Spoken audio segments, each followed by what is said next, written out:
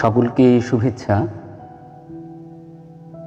যদি কেউ শোনেন তাহলে সাউন্ড ঠিক আছে কিনা আমাকে একটু কষ্ট করে জানাবেন।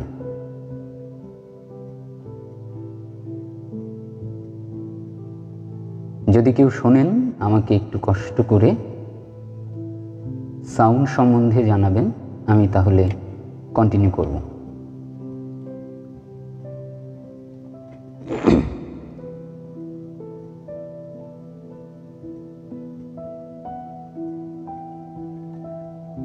কেউ শুনছেন? কষ্ট করে জানাবেন।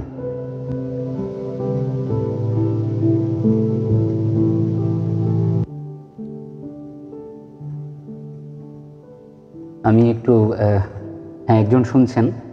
আপনি যদি জানান যে সাউন্ড ঠিক আছে কিনা আমার জন্য খুব উপকার হয়, একটু জানাবেন। শৈশবের পক্ষ থেকে আপনাদের শুভেচ্ছা। আর আজকে শৈশবের আয়োজনে আপনাদের সাথে প্রায় ঘণ্টাখানেক থাকবো। আমি শহীদুল ইসলাম পাপ্পু। শৈশব সুস্থ সংস্কৃতির মাধ্যমে নির্মল এবং সুস্থ পরিবেশ তৈরি করতে চায়। শৈশবের কর্ণধার তমারয় দি আজকে একটি দুর্ঘটনায় পড়েছেন, যে কারণে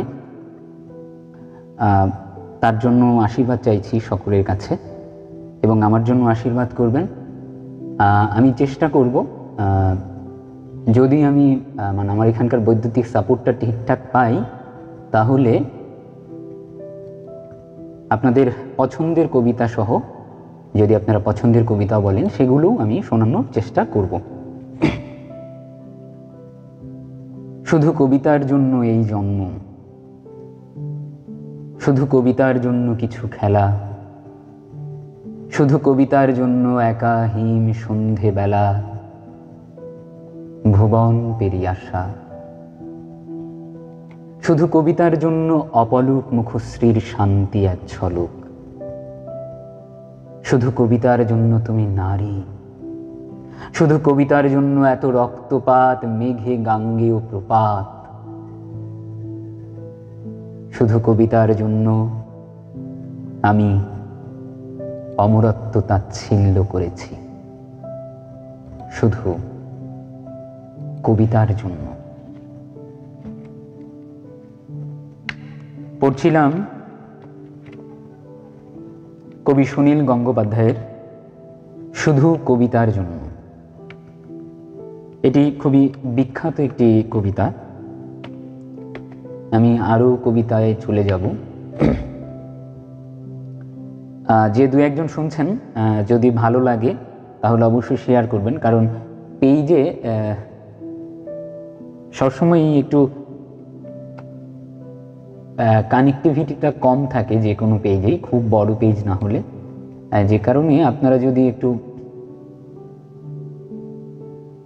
শেয়ার করেন খুব ভালো হয়।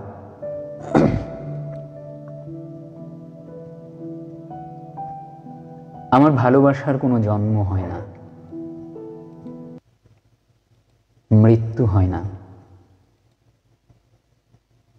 কেননা আমি অন্যরকম ভালোবাসার হীরের গয়না শরীরে নিয়ে জন্মেছিলাম। আমার কেউ নাম রাখেনি, তিনটে চারটে ছদ্মনামে আমার ভ্রমণ মর্তধামে। আগুন দেখে আলো ভেবেছি, আলোয় আমার হাত পুড়ে যায়। কেউ আমাকে শিরোপা দেয়, কেউ দু চোখে হাজার ছিঁচি। তবু আমার জন্ম কবচ, ভালোবাসাকেই ভালোবেসেছি। আমার কোনো ভয় হয় না, আমার ভালোবাসার কোনো জন্ম হয় না, মৃত্যু হয় না, মৃত্যু হয় না। আমি দেখতে পাচ্ছি অনেকেই যুক্ত হয়েছেন, এমনকি আমার প্রিয় কিছু মানুষও যুক্ত হয়েছেন। সমিদা শুনছে। সমিদা আমার খুব পছন্দের একজন মানুষ, খুব ভালো মোহন বীণা বাজান।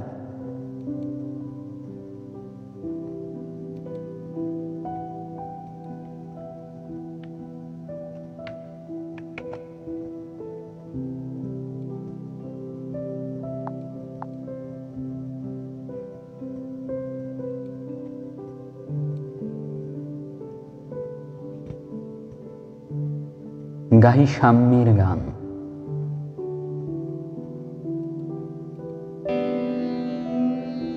মানুষের চেয়ে বড় কিছু নাই, নহে কিছু মহিয়ান। নাই দেশ কাল পাত্রের ভেদ, অভেদ ধর্ম জাতি।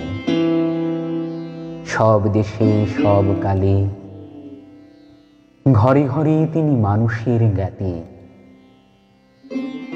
পূজারি দুয়ার খোলো, ক্ষুধার ঠাকুর দাঁড়ায়ে দুয়ারে, পূজার সময় হলো। স্বপন দেখিয়া আকুল পূজারি, খুলিল ভজনালয়। দেবতার বরে আজ রাজা টাজা হয়ে যাবে নিশ্চয়। জীর্ণ বস্ত্র, শীর্ণ গাত্র, ক্ষুধায় কণ্ঠ ক্ষীণ, ডাকিল পান্থ, দ্বার খোলো বাবা, খাইনি কো 7 দিন। সহসা বন্ধ হলো মন্দির, ভুখারি ফিরিয়া চলে তিমির রাত্রি। পথ জুড়ে তার ক্ষুধার মানিক জলে। ভুখারি ফুঁকারি কয়, ওই মন্দির পূজারীর হায় দেবতা তোমার নয়। মসজিদে কাল শিরনি আছিল, অঢেল গোস্ত রুটি মাচিয়া গিয়াছে। মোল্লা সাহেব হেসে তাই কুটি কুটি। এমন সময় এলো মুসাফির, গায়ে আজারির চিন। বলে, বাবা আমি ভুখা ফাঁকা আছি, আজ নিয়ে 7 দিন। তেরিয়া হইয়া হাকিল মোল্লা, ভেলা হলো দেখি ল্যাঠা। ভুখা আছো মর, গোভা গাড়ি গিয়ে নামাজ পড়িস বেটা। ভুখারি কহিল, না বাবা। মোল্লা হাকিল, তাহলে শালা সোজা পথ দেখ। গোস্ত রুটি নিয়া মসজিদে দিল তালা। ভুখারি ফিরিয়া চলে, চলিতে চলিতে বলে, 80টা বছর কেটে গেল, আমি ডাকিনি তোমায় কভু।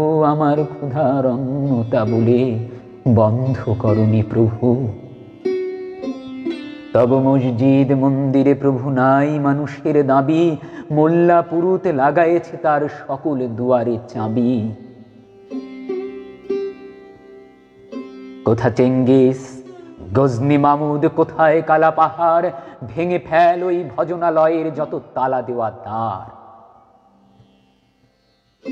খোদার ঘরে কে কপাট লাগায়, কে দেয় সেখানে তালা। সব দ্বারের খোলা রবে চালা, হাতুড়ি শাবল চালা। হায় রে ভজনালয়, তোমার মিনারে চড়িয়া ভণ্ড গাহে স্বার্থের জয়। মানুষের ঘৃণা করিও কারা, কোরআন বেদ বাইবেল চুম্বিছে মরি মরি। অমুখ হইতে কেতাব গ্রন্থ নাও জোর করে কিঁড়ে। যাহারা আনিল গ্রন্থ কিতাব, সেই মানুষের মেরে পুজিছে গ্রন্থ ভণ্ডের দল। মূর্খরা সব শোনো, মানুষ এনেছে গ্রন্থ, গ্রন্থ আনেনি মানুষ কোনো। অনেকেই শুনছেন, আমি কিছু মন্তব্য পড়ে নিই। লাইভ প্রোগ্রামে মন্তব্য না পড়লে খুব বাজে দেখায়।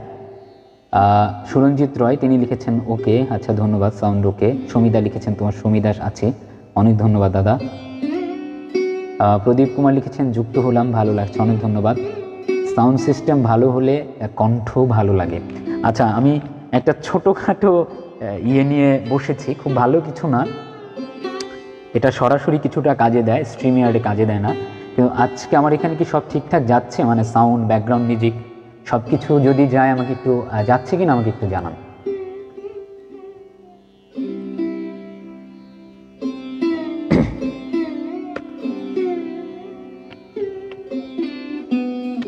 সব কিছু যাচ্ছে কিনা আমাকে একটু জানাতে হবে যে।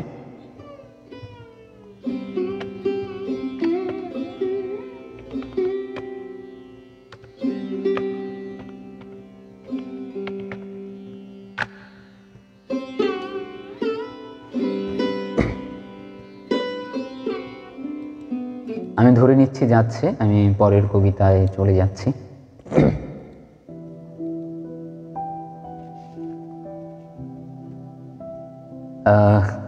তো আগের কবিতাটা পড়ছিলাম মানুষ, কবি কাজী নজরুল ইসলামের। অনেক দিন পরে পড়লাম।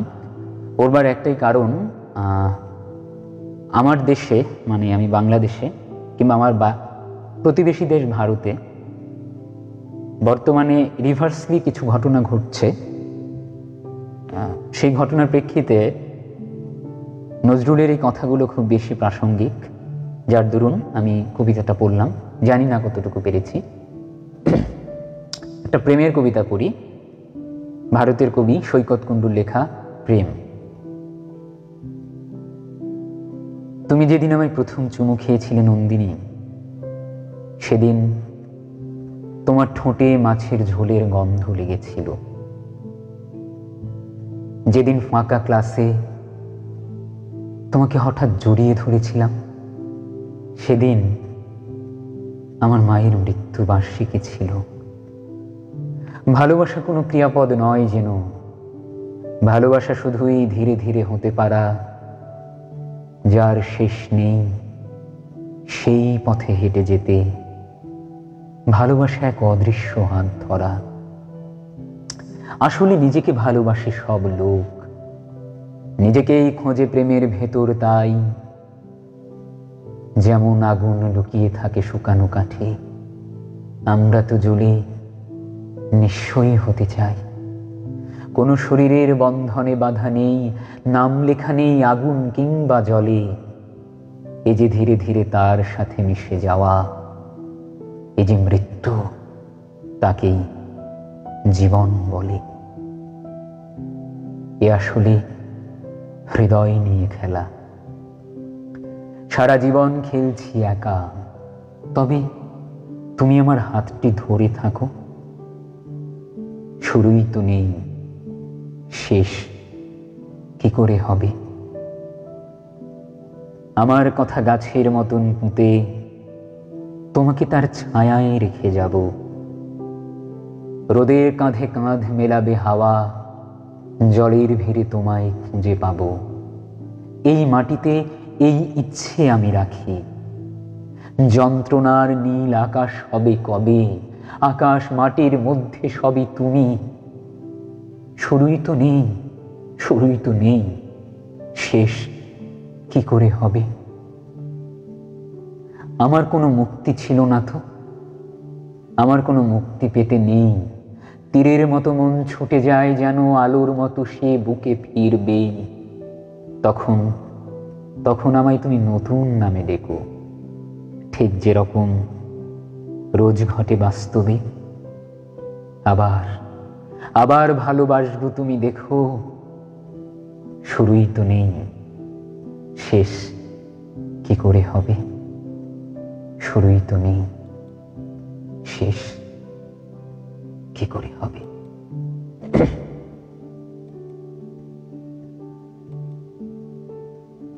আমার একটা সমস্যা হচ্ছে, আমি এখান থেকে শেয়ার করতে পারছি না। যাই হোক, যারা শুনছেন তারা যদি একটু শেয়ার করে দেন, তাহলে হয়তো আরও কিছু মানুষ শুনবে, যদি ভালো লাগে। ভালো না লাগলে অবশ্যই না। দুর্ভাগ্যবশত অনুষ্ঠানটি কাল হওয়ার কথা ছিল, এবং কালকে আমার কাছে বই সহ সব কিছু ছিল, আজ নেই। আজকে আমি অনেকটাই স্মৃতি থেকে পড়ছি, কিছুটা সামনে স্ক্রিন থেকে দেখে পড়ছি, আর আমার মোবাইলে তো আমি লাইভই করছি। যাই হোক, আমি স্মৃতি থেকে কিছু কবিতা পড়ি। হাত বাড়িয়ে ছুঁই না তোকে, মন বাড়িয়ে ছুঁই। দুইকে আমি এক করি না, এককে করি দুই। হেমের মাঝে শুই না যবে, প্রেমের মাঝে শুই। তুই কেমন করে যাবি? পা বাড়ালেই পায়ের ছায়া, আমাকে তুই পাবি। তবুও তুই বলিস যদি যাই, দেখবি তোর সম্মুখে পথ নাই। তখন আমি একটু ছোবো, হাত বাড়িয়ে জড়াবো তোর বিদায় দুটি পায়ে। তুই উঠবি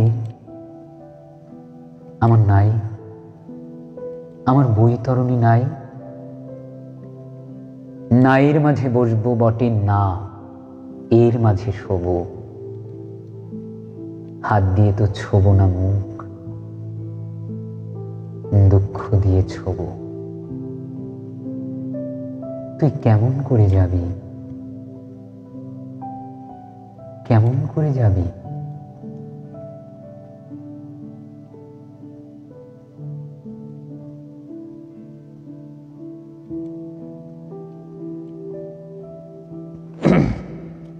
একজন লিখেছেন, বাহ, শুদ্ধ উচ্চারণে কবিতা আবৃত্তি। অনেক ধন্যবাদ। আমি আসলে খুবই ছোট মানুষ, জানি না কি করছি। হ্যাঁ, আরও আমি শোনাবো অবশ্যই। আর যদি ভালো লাগে শেয়ার করবেন। আমি নিজে শেয়ার করতে পারছি না, কম্পিউটার স্ক্রিনে কি হয়েছে জানি না, যেহেতু কম্পিউটারটা আমার না।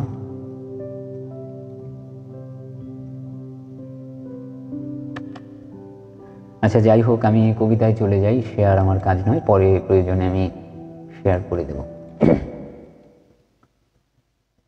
বাংলা ভাষা নিয়ে একটা কবিতা, দেশভাগের সময় দেশ ছেড়ে যাওয়া কিছু মানুষের দুঃখের কবিতা। কবিতা মাতৃভূমির জন্য পড়ার চেষ্টা করছি।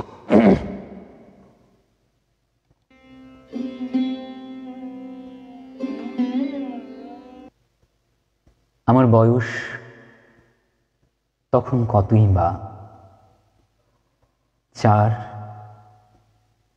কিংবা 5, অথচ আমার স্মৃতিকে আজও অন্ধকার করে দেয় সেই সময়ের একরাশ কালো কালো ধোঁয়া। কুণ্ডলি পাকিয়ে পাকিয়ে যে ধোঁয়া আকাশে মিলিয়ে যাচ্ছিল। আমাদের বাড়ির শেষ প্রান্তে দাঁড়িয়ে বুড়ো বটগাছটার নিচে সবাই ভিড় করে সেই ধোঁয়া দেখছিল। আমিও মায়ের কোলে চড়ে সেই ধোঁয়া দেখছিলাম।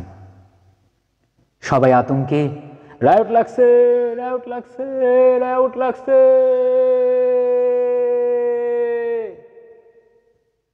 বলে ছোটাছুটি করছিল।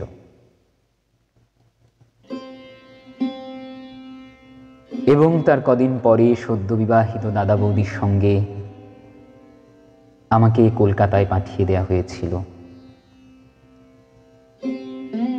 আমি ছেড়ে এসেছিলাম আমার মাকে, আমার বাবাকে,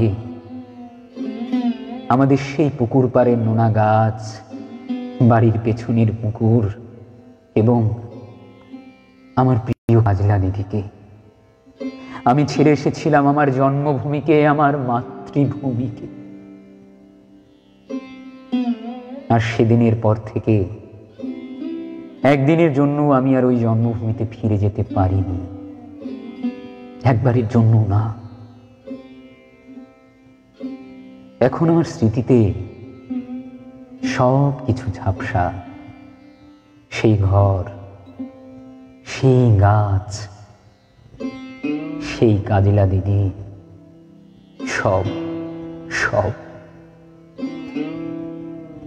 চাঁদপুর থেকে স্টিমার, স্টিমারে করে গোয়ালন্দ, গোয়ালন্দ থেকে ট্রেন।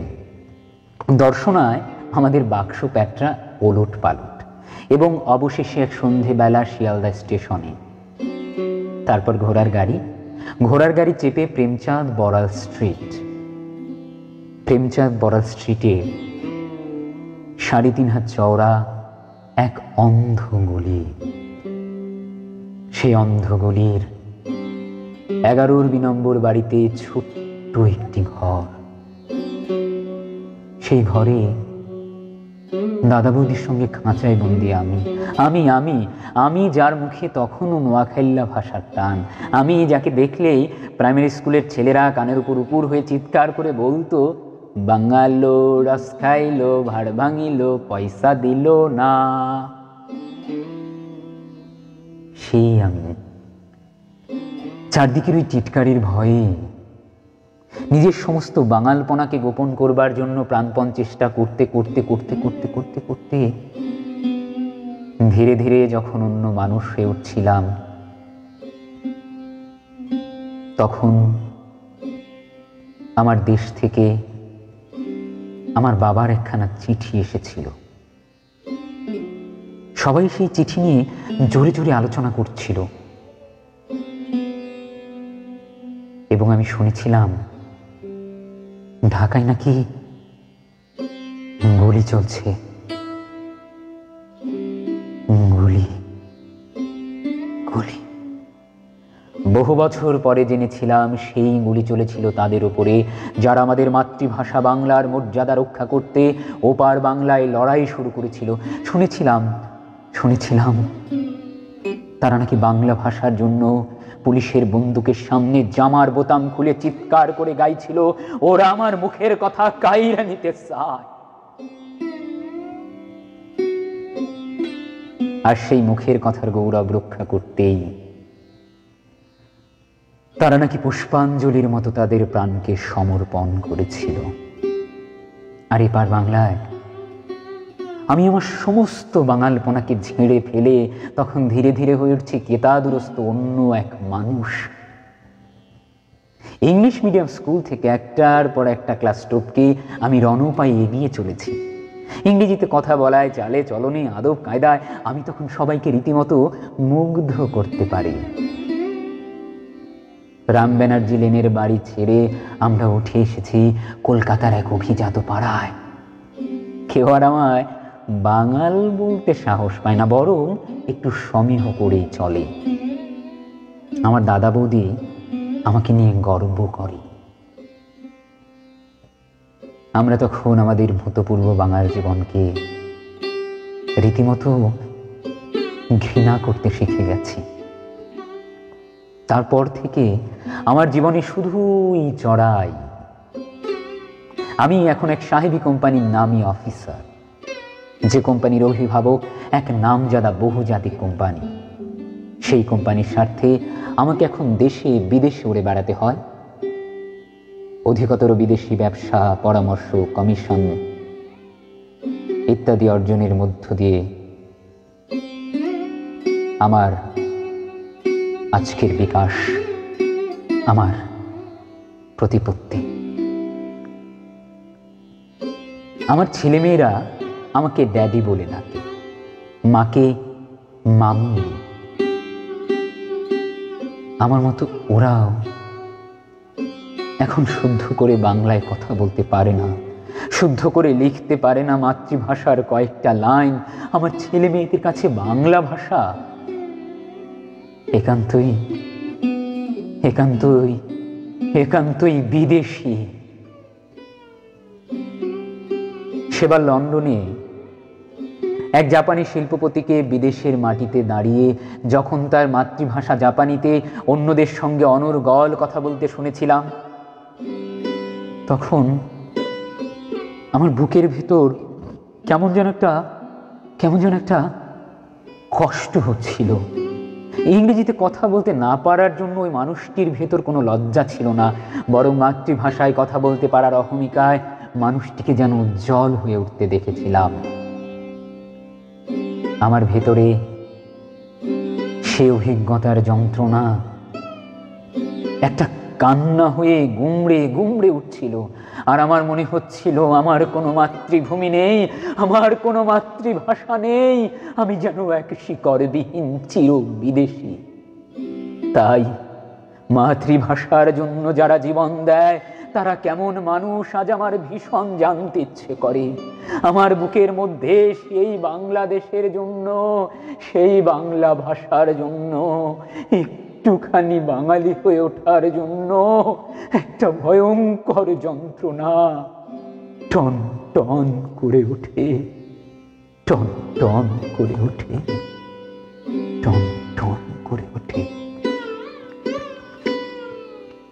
বহুদিন পরে পড়লাম কবি সৃজন সেনের কবিতা মাতৃভূমি।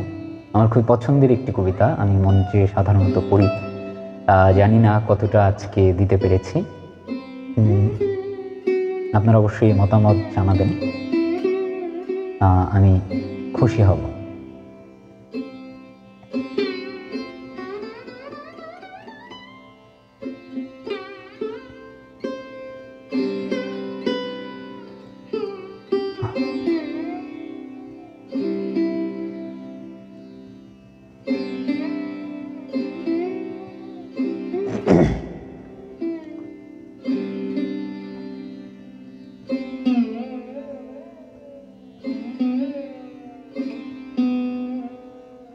আমি দেখতে পাচ্ছি অনেকেই নতুন করেও যুক্ত হচ্ছেন। আমি বুঝতে পারছি না, আমি বাইরে কোথায় শেয়ারের অপশন পাচ্ছি না।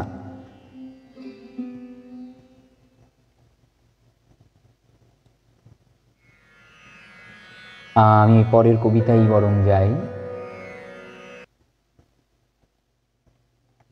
আচ্ছা, আপনাদের যদি পছন্দের কবিতা থাকে, আমার যদি সম্ভব হয় সেটি কিন্তু আমি শোনাবো। আমি প্রথমেই তা বলেছি, তো সময় থাকতে থাকতে যদি বলেন আমি চেষ্টা করব।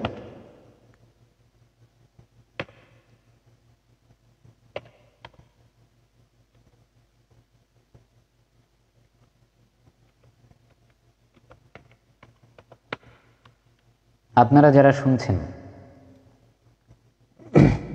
আগেটি খুবই বড় কবিতা ছিল, আমি জানি না বোর হয়েছেন কিনা, আমি চেষ্টা করেছি করবার জন্য।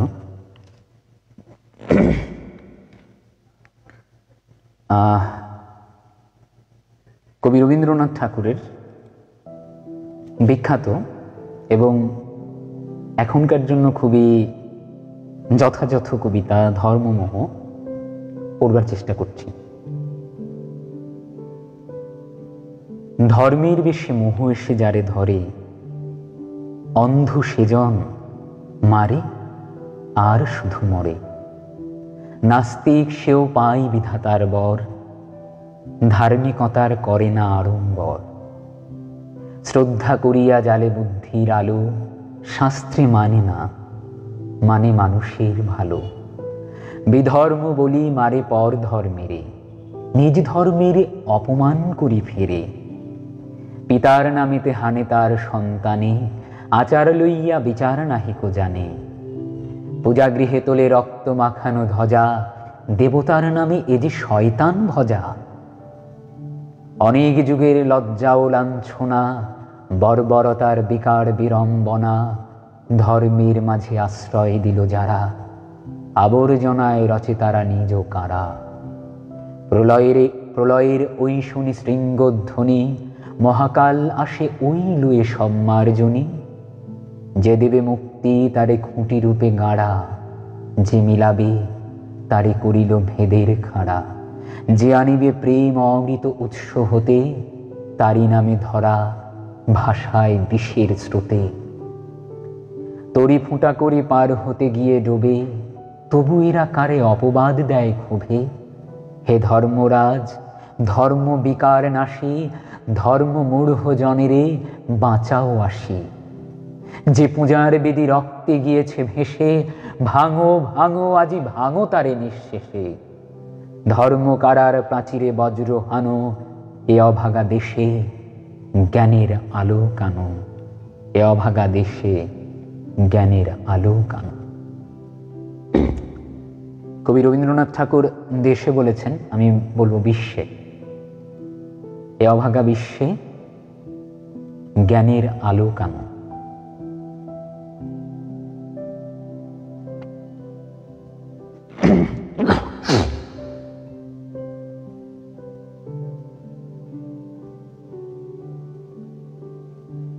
একটি অতি পরিচিত কবিতা পড়ি। আমি একটু মুখস্থের উপর নির্ভর বেশি করতে চাচ্ছি, যেগুলো মনে আসছে সেগুলোই পড়তে চাচ্ছি আর কি। আমি একটু হতাশ যে আপনারা কোনো পছন্দ, যে দুই একজনই শুনছেন, যে যদি কোনো পছন্দের কবিতা থাকতো সেটি বলতেন, আমার জন্য ভালো হতো। হয়তো আপনারা শুনছেন এটা বুঝতে পারতাম। লাইভে সব ঠিক আছে কিনা?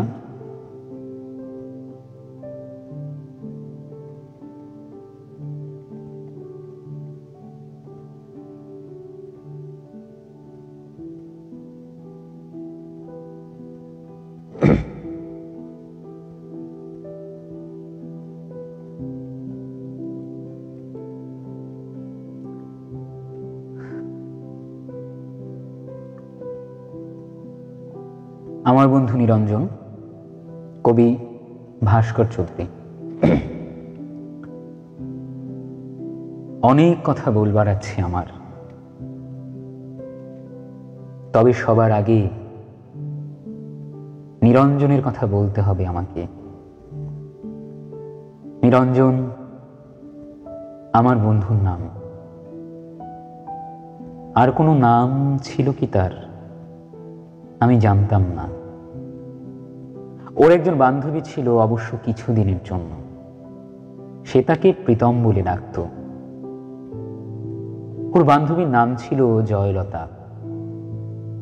নিরঞ্জন জয়লতা সম্পর্কে আমাকে কিছু বলেনি তেমন।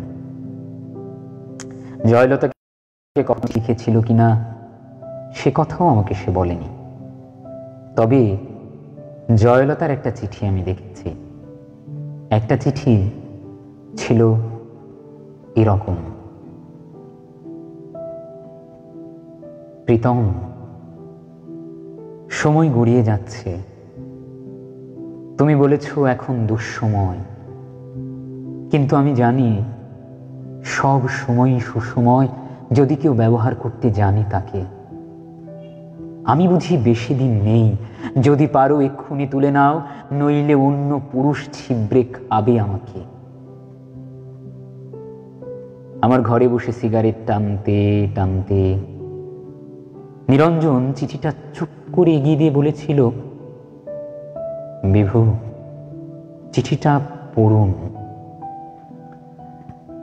আমি প্রথমে পড়তে চাইনি, পরে ওইটুকু পড়ে তার দিকে তাকিয়েছিলাম।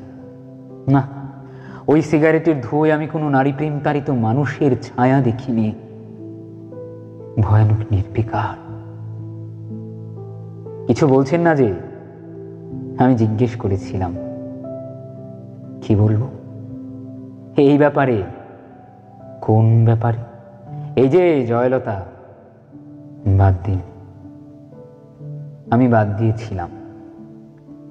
নিরঞ্জন আমার ঘরে বসে অনেকক্ষণ সিগারেট টেনে টেনে ঘরটাকে অন্ধকার করে চলে গিয়েছিল সেদিন। জয়লতার সঙ্গে অন্য পুরুষের বিয়ে হয়েছিল। আমি জয়লতা এবং অন্য পুরুষটিকে দেখেছি বহুবার বিশ্ববিদ্যালয়ে। জয়লতা আরো সুন্দরী, আরো দেমাগী হয়ে উঠেছিল। অন্য পুরুষ ছিবড়ে খেলে মেয়েরা বুঝি আরো সুন্দরী হতে থাকে। এ কথা সূত্রে সেদিন নিরঞ্জন আমাকে বলেছিল, মানুষকে এত ক্ষুদ্রার্থে নেবেন না। মানুষ এত বড় যে আপনি যদি বোঝেন, যদি অন্তর থেকে করেন উচ্চারণ মানুষ,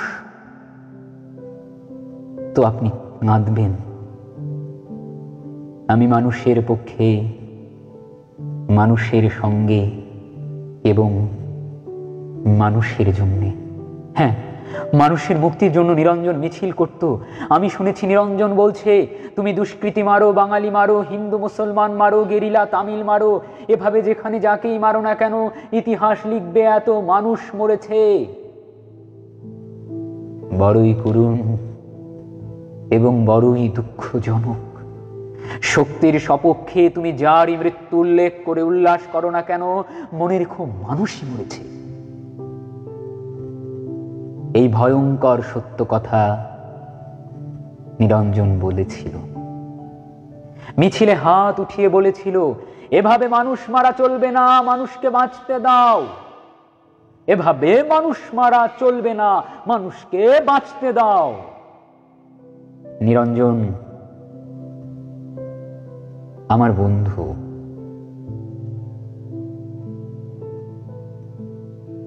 নিরঞ্জন বাঁচেনি।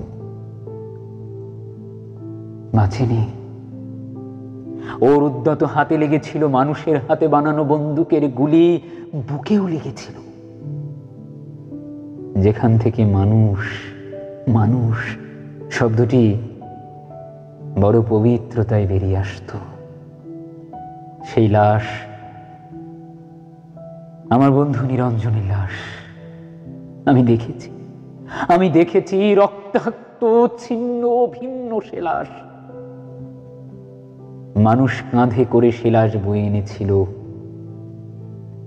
মানুষের কাছে। জয়লতা সে লাশ দেখেছিল কিনা সে প্রশ্ন উঠছে না। দেখলেও যদি কেঁদে থাকে প্রকাশ্যে অথবা গোপনে, তাতে নিরঞ্জনের কোনো লাভ ছিল না। মানুষ কেঁদেছিল। আমি জানি তাতে নিরঞ্জনের লাভ ছিল। নিরঞ্জন প্রমাণ করতে পেরেছিল গতকাল মিছিলে আইন অমান্যের অভিযোগে যে দুষ্কৃতী মারা গিয়েছে তার নাম নিরঞ্জন। সে আসলে মানুষ।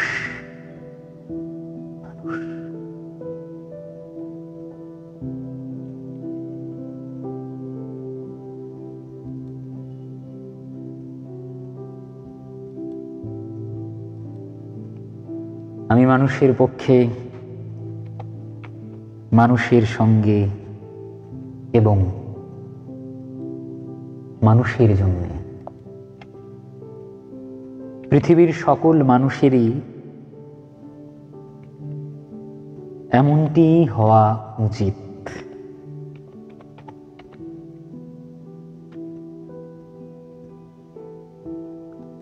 কিন্তু আমরা ধর্মের নামে হানাহানি করি, আমরা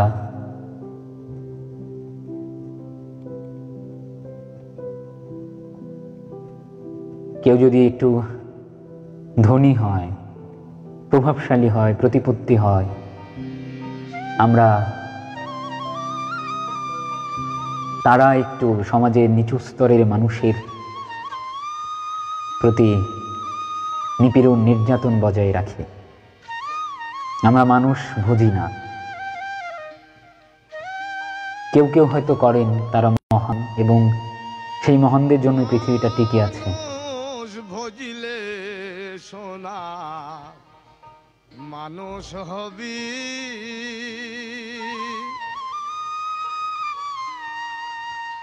মানুষ ছাড়া খেপারে তুই, মানুষ ছাড়া খেপারে তুই মূল হারাবি, তুই মূল হারাবি। মানুষ ভজলে সোনার মানুষ হবি, ও মানুষ ভজলে সোনার মানুষ হবি।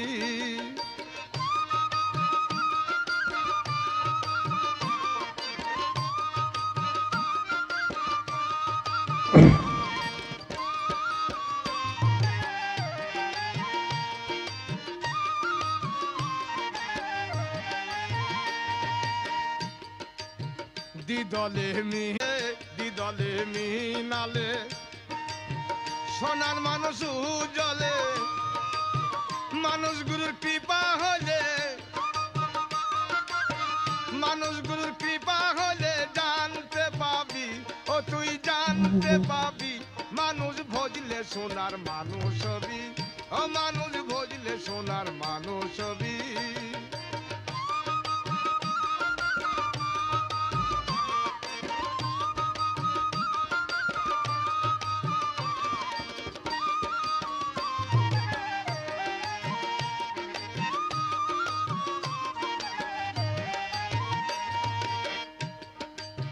মানুষে মানুষ গাথা দেখ না যেমন আলেগ লাটা, মানুষে মানুষ গাথা দেখ না যেমন আলেগ লাটা। জেনে শুনে মুড়াও মাথা, জেনে শুনে মুড়াও মাথা, যাতে তরবি, ও তুই যাতে তরবি। মানুষ ভজলে সোনার মানুষ হবি, ও মানুষ ভজলে সোনার মানুষ হবি।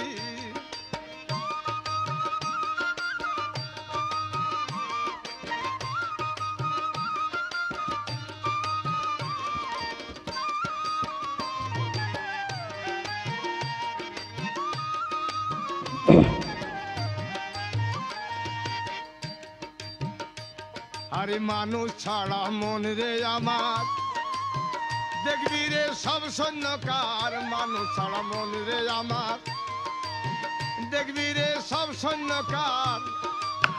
লালন বলে মানুষ আকার, লালন বলে মানুষ আকার। ভজলে তরবি, ও তুই ভজলে তরবি। মানুষ ভজলে সোনা মানুষ হবি, ও মানুষ ভজলে।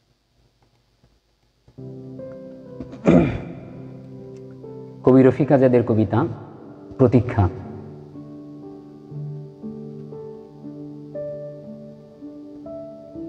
এমন অনেক দিন গেছে, আমি অধীর আগ্রহে অপেক্ষায় থেকেছি। হেমন্তে পাতা ঝরার শব্দ শুনব বলে নিঃশব্দে অপেক্ষা করেছি বনভূমিতে, কোনো বন্ধুর জন্যে কিংবা অন্য অনেকের জন্যে, হয়তোবা ভবিষ্যতেও অপেক্ষা করব। এমন অনেক দিনই তো গেছে, কারো অপেক্ষায় বাড়ি বসে আছি। হয়তো কেউ বলেছিল, অপেক্ষা করো, একসঙ্গে বেরুবো। এক শনিবার রাতে খুব ক্যাজুয়ালি কোনো বন্ধু ঘোরের মধ্যে গোঙানির মতো উচ্চারণ করেছিল, বাড়ি থেকো, ভোরবেলা তোমাকে তুলে নেব। হয়তোবা ওর মনের মধ্যে ছিল চুনিয়া অথবা শ্রীপুর ফরেস্ট বাংলো।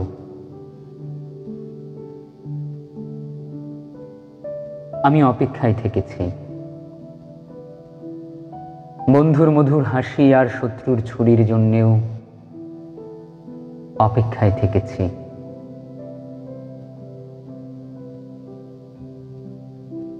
যুদ্ধের অনেক আগে একবার আমার প্রিয় বন্ধু অলোক মিত্র ঠাট্টা করে বলেছিল, জীবনে তো কিছুই দেখলি না নুজ্জপিট পানশালা ছাড়া, চল তোকে দিনাজপুরে নিয়ে যাব, কান্তজির মন্দির ও রামসাগর দেখবি, বিরাট গোলাকার চাঁদ, মস্ত খোলা আকাশ দেখবি, পলা ও আধিয়ারদের জীবন দেখবি, গল্প টল্প লেখার ব্যাপারে কিছু উপাদান পেয়ে যেতেও পারিস, তৈরি থাকিস, আমি আসব। আমি অপেক্ষায় থেকেছি, আমি বন্ধু, পরিচিত জন, এমনকি শত্রুর জন্যেও অপেক্ষায় থেকেছি। বন্ধুর মধুর হাসি আর শত্রুর ছুরির জন্যেও অপেক্ষায় থেকেছি। কিন্তু তোমার জন্য আমি অপেক্ষায় থাকব না, প্রতীক্ষা করব। প্রতীক্ষা শব্দটি আমি শুধু তোমারই জন্যে খুব যত্নে বুকের তরঙ্গে তুলে রাখলাম।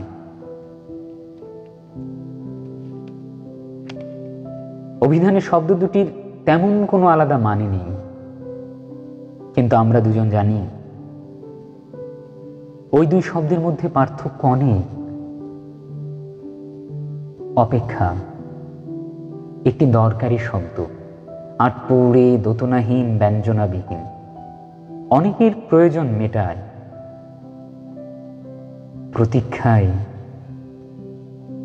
আমাদের ব্যবহার্য সঠিক শব্দ। অনুমান অপর শব্দটি আমাদের ব্যবহারের অযোগ্য। আমরা কি একে অপরের জন্য প্রতীক্ষা করব না?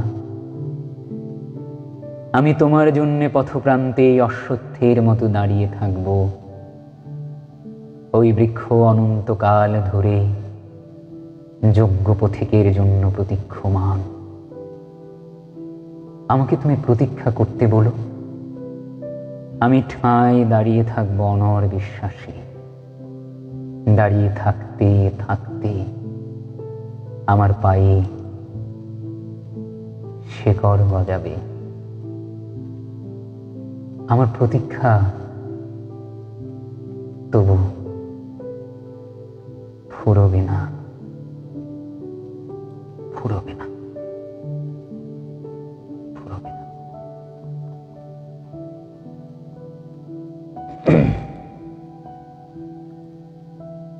যদিও আমার তেমন কেউ নেই, কবিতাটা খুব সুন্দর। যারা পড়েননি পড়বেন আশা করছি।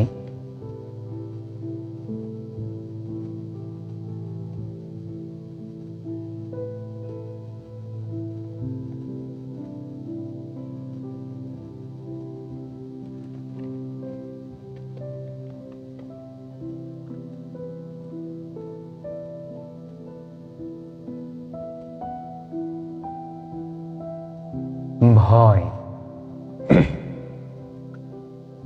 শব্দটাকে ভয় পাওয়ার তেমন কিছু নেই।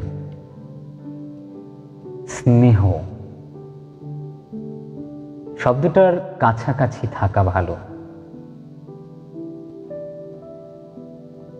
রিপু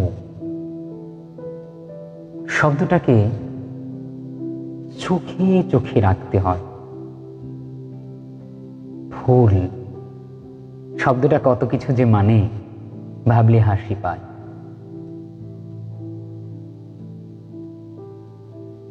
ক্ষুধা, প্রেম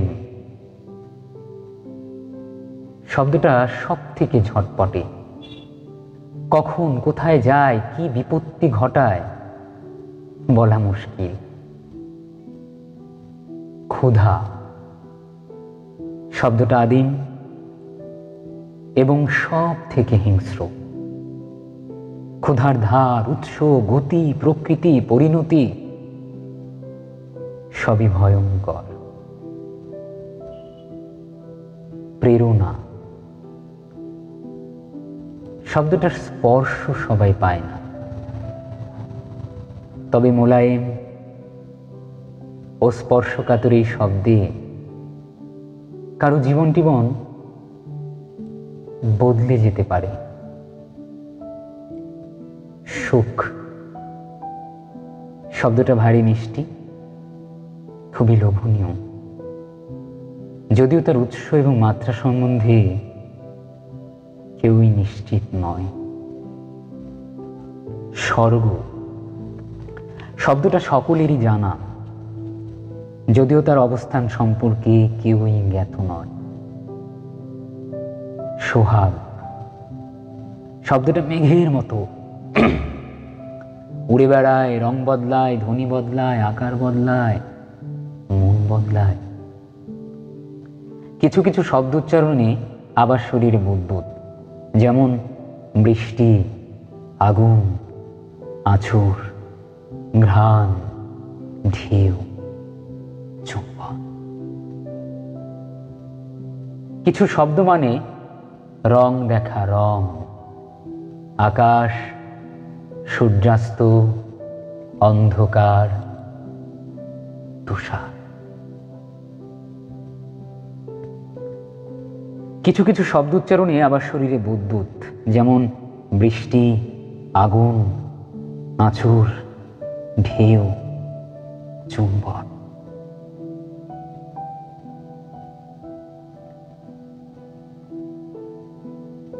শুধু একটাই শব্দ উচ্চারণে সবকিছু থেমে যেতে পারে। সেই নিঃশব্দ উচ্চারণের নাম মৃত্যু। আর এখনো একটাই শব্দ পৃথিবীতে সব থেকে তেজি মনে হয়, একাই 100, তার নাম ভালোবাসা। ভালোবাসা, ভালোবাসা।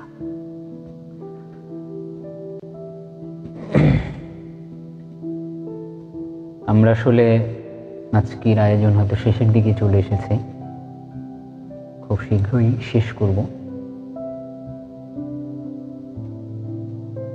তো সবচেয়ে দুঃখের বিষয়, আমি শেয়ার করতে পারলাম না, কি কারণে আমি সেটাই আসলে বুঝতে পারছি না।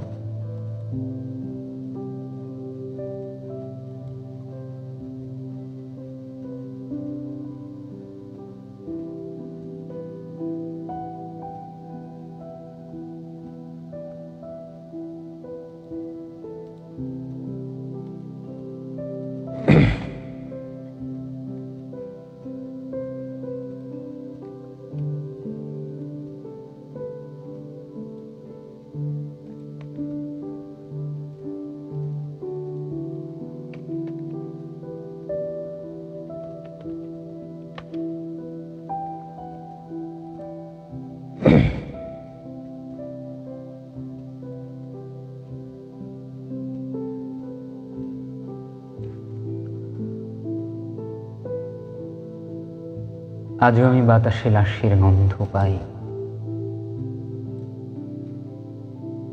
আজও আমি মাটিতে মৃত্যুর নগ্ন নৃত্য দেখি। ধর্ষিতার কাতর চিৎকার শুনি আজও আমি তন্দ্রার ভেতরে। এদেশ কি ভুলে গেছে সেই দুঃস্বপ্নের রাত, সেই রক্তাক্ত সময়?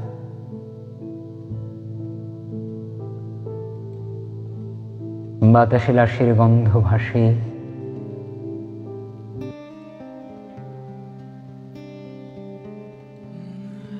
মাটিতে লেগে আছে রক্তের দাগ। এই রক্ত মাখা মাটির ললাট ছুঁয়ে একদিন যারা বুক বেঁধেছিল, জীর্ণ জীবনের পুঁজে তারা খুঁজে নেয় নিষিদ্ধ আধার। আজ তার আলোহীন খাঁচা ভালোবেসে জেগে থাকে রাত্রির গুহায়। এ যেন নষ্ট জন্মের লজ্জায় আড়ষ্ট কুমারী জননী। স্বাধীনতা এ কি তবে নষ্ট জন্ম? এ কি তবে পিতাহীন জননীর লজ্জার ফসল? জাতির পতাকা আজ খামচে ধরেছে সেই পুরনো শকুন। জাতির পতাকা আজ খামচে ধরেছে সেই পুরনো শকুন। জাতির পতাকা আজ খামচে ধরেছে সেই পুরনো শকুন। বাতাসে লাশের গন্ধ, নিয়ন আলোয় তবু নর্তকীর দেহে দোলে মাংসের তুফান, মাটিতে রক্তের দাগ। চালের গুদামে তবু জমা হয় অনাহারী মানুষের হাড়। এ চোখে ঘুম আসে না, সারা রাত আমার ঘুম আসে না। বাতাসে লাশের গন্ধ, তন্দ্রার ভেতরে আমি শুনি ধর্ষিতার করুণ চিৎকার। নদীতে পানার মতো ভেসে থাকা মানুষের পচা লাশ, মুন্ডহীন বালিকার কুকুরে খাওয়া বিভৎস শরীর ভেসে ওঠে চোখের ভেতরে। আমি ঘুমোতে পারি না, আমি ঘুমোতে পারি না। রক্তের কাফনে মোরা কুকুরে খেয়েছে যারে, শকুনে খেয়েছে যারে, সে আমার ভাই, সে আমার মা, সে আমার প্রিয়তম পিতা। স্বাধীনতা সে আমার স্বজন হারিয়ে পাওয়া একমাত্র স্বজন। স্বাধীনতা সে আমার প্রিয় মানুষের রক্তে কেনা অমূল্য ফসল। ধর্ষিতা বনের শাড়ি,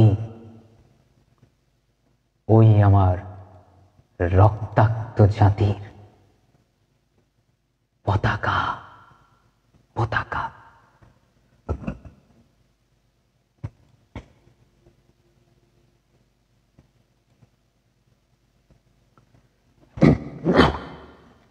একটু পানি খেয়ে নিচ্ছি।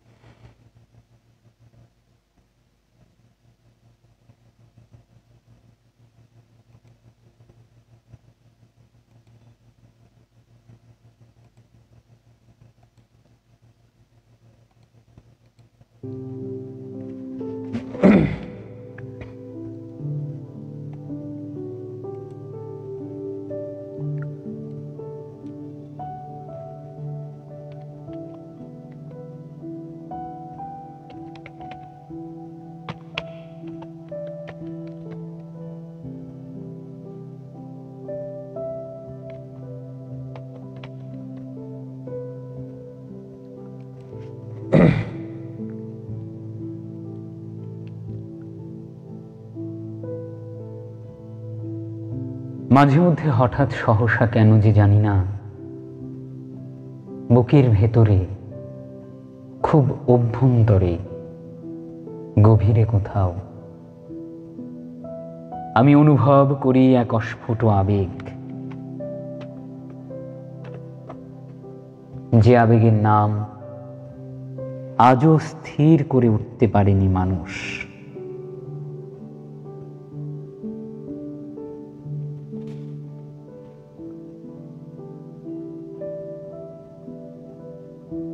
আর সুনির্দিষ্ট কোনো নাম না থাকার জন্যই যে আবেগের রহস্যটুকু কখনো ঘুঁজবান নয়, অর্থাৎ কোনো অনির্দিষ্টকে ধরবার ক্ষেত্রে কোনো সুনির্দিষ্ট শব্দ যেখানে সবচেয়ে বেশি ব্যর্থ হয়, সেই চির রহস্যাবৃত চির অধরা প্রেমের ভেতরে মাঝে মধ্যে হঠাৎ সহসা কেন যে জানি না বুকের ভেতরে খুব অভ্যন্তরে গভীরে কোথাও তুমি এসে নাড়া দিয়ে যাও। হয়তো সবার ক্ষেত্রে এরকমই হয়, ওটা এমন কাব্য করে বলবার কথা নয়।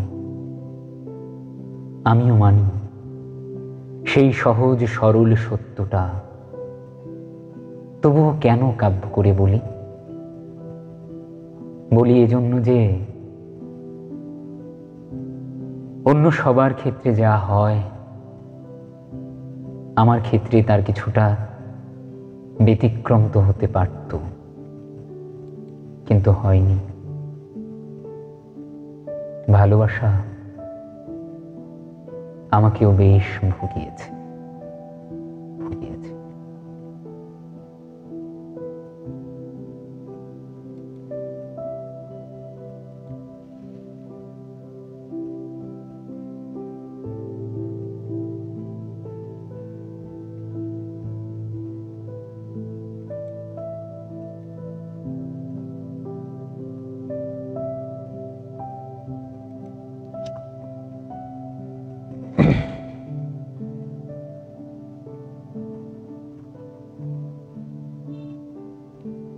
দুই একজন আছেন, আপনারা যদি জানান। আসলে খুবই দুঃখের বিষয় হচ্ছে আমি এটা শেয়ারই করতে পারিনি। আমি বুঝতে পারিনি অবস্থা হবে, তাহলে আমি আগে একটা পোস্ট দিয়ে নিতাম, তাহলে এই সমস্যাটা হতো না। বুঝলাম না, এরকম আর কখনো হয়নি।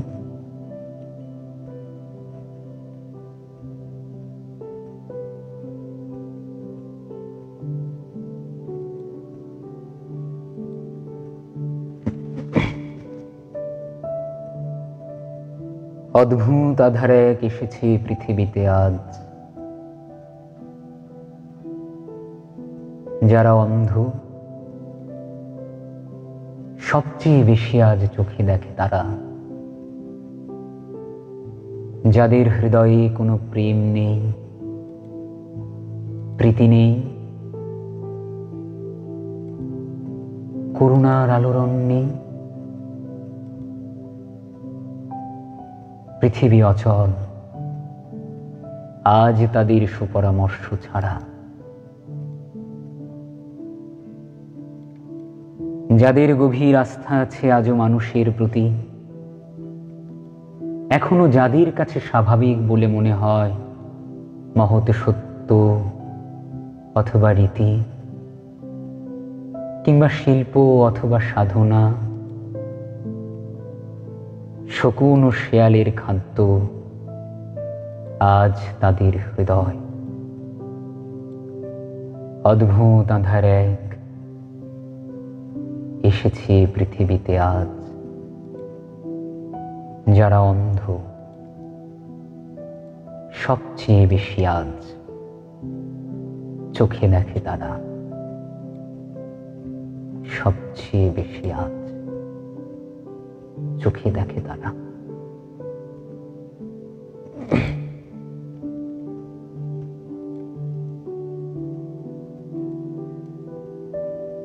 কেউ কথা রাখিনি। 33 বছর কাটল, কেউ কথা রাখিনি। ছেলেবেলায় এক বষ্টমী তার আগমনী গান হঠাৎ থামিয়ে বলেছিল, শুক্লা দ্বাদশীর দিন অন্তরাটুকু শুনিয়ে যাবে। তারপর কত চন্দ্রভোগ অমাবস্যা এসে চলে গেল, কিন্তু সেই বষ্টমী আর এলো না। মামাবাড়ির মাঝি নাদের আলী বলেছিল, বড় হও দাদা ঠাকুর, তোমাকে আমি 3 প্রহরের বিল দেখাতে নিয়ে যাব। সেখানে পদ্ম ফুলের মাথায় সাপ আর ভ্রমর খেলা করে। নাদের আলী, আমি আর কত বড় হব? আমার মাথায় ঘরের ছাদ ফুঁড়ে আকাশ স্পর্শ করলে তারপর তুমি আমাকে 3 প্রহরের বিল দেখাবে? একটাও রয়্যাল গুলি কিনতে পারিনি কখনো। লাঠি লজেন্স দেখিয়ে দেখিয়ে চষেছে লস্কর বাড়ির ছেলেরা। ভিখিরির মতো চৌধুরীদের গেটে দাঁড়িয়ে দেখেছি ভিতরে রাস উৎসব। অবিরল রঙের ধারার মধ্যে সুবর্ণ কঙ্গন পরা ফর্সা রমণীরা কত রকম আনন্দে হেসেছে। আমার দিকে তারা ফিরেও চায়নি। বাবা আমার কাঁধ ছুঁয়ে বলেছিলেন, দেখিস একদিন আমরাও। বাবা এখন অন্ধ, আমাদের দেখা হয়নি কিছুই। সেই লাঠি লজেন্স, সেই রয়্যাল গুলি, সেই রাস উৎসব আমায় কেউ ফিরিয়ে দেবে না। বুকের মধ্যে সুগন্ধি রুমাল রেখে বরুণা বলেছিল, যেদিন আমায় সত্যিকারের ভালোবাসবে সেদিন আমার বুকেও এরকম আতরের গন্ধ হবে। ভালোবাসার জন্য আমি হাতের মুঠোয় প্রাণ নিয়েছি, দুরন্ত ষাঁড়ের চোখে বেঁধেছি লাল কাপড়, বিশ্ব সংসার তন্ন তন্ন করে খুঁজে এনেছি 108টা নীল পদ্ম। তবু কথা রাখিনি বরুণা। এখন তার বুকে শুধুই মাংসের গন্ধ। এখনো সে যে কোনো নারী। 33 বছর কাটল, কেউ কথা রাখেনি। 33 বছর কাটল, কেউ কথা রাখে না।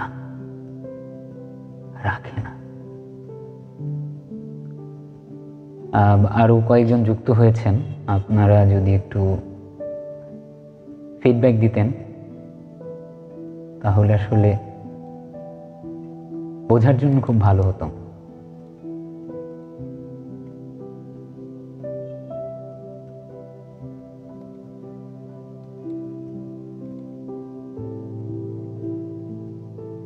আর যদি কোনো পছন্দের কবিতা, একটু সহজ কবিতা থাকে তাহলে বলতে পারেন, আমি চেষ্টা করব।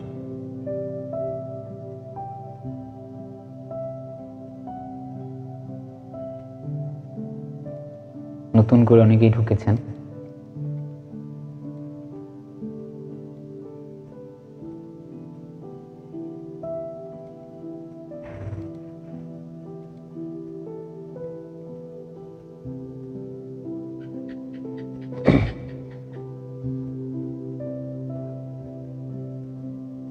বারবার একটা ফোন আসছে আমার, সেটা একটু সমস্যা করছে।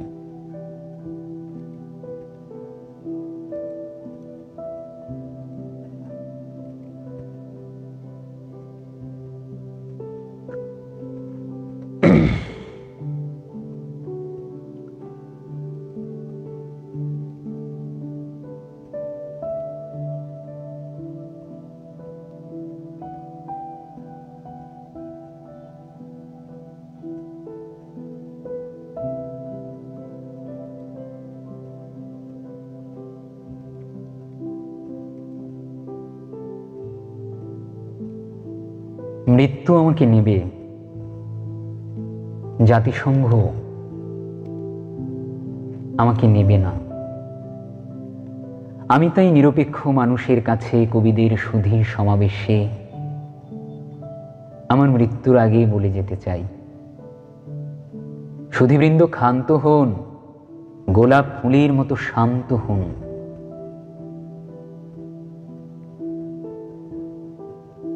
আমাদের জীবনের অর্ধেক সময় তো আমরা সঙ্গমে আর সন্তান উৎপাদনে শেষ করে দিলাম। মানুষ চাঁদে গেল, আমি ভালোবাসা পেলুম। পৃথিবীতে তবু হানাহানি থামল না, পৃথিবীতে তবু আমার মতন কেউ রাত জেগে নুল ভিখিরির গান, দারিদ্র্যের এত অভিমান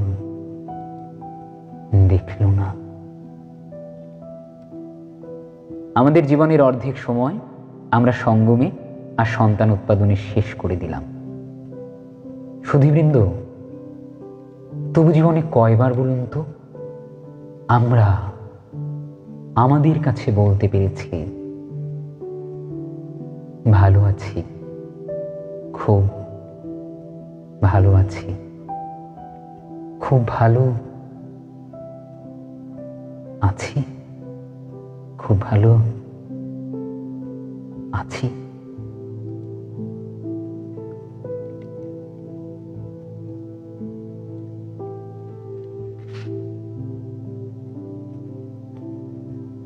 অনেকেই শুনছেন, আমি জানি না শেষ পর্যন্ত সাউন্ড সব ঠিক আছে কিনা। আপনারা কেউ কিছু বলেন না, আসলে আমার বোঝার জন্য একটু সমস্যা হচ্ছে।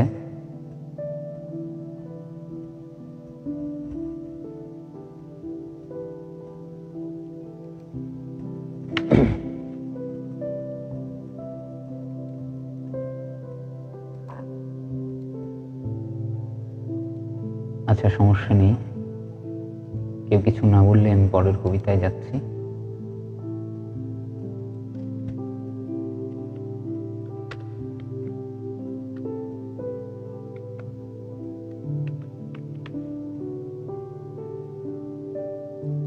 এখন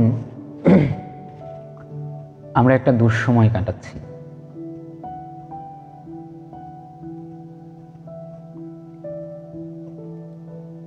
যে দুঃসময়টা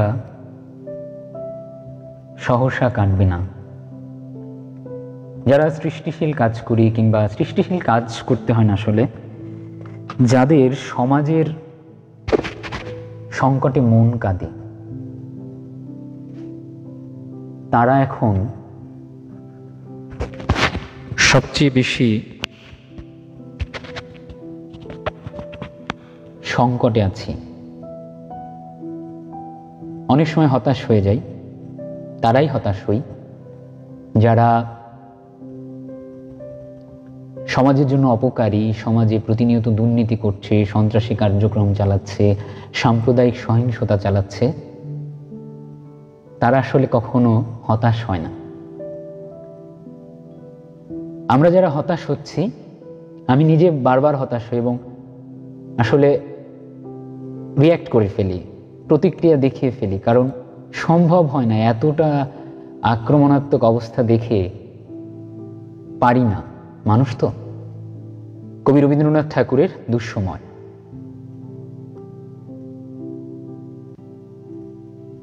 যদিও সন্ধ্যা আসিছে মন্দ মন্থরে, সব সঙ্গীত গেছে ইঙ্গিতে থামিয়া।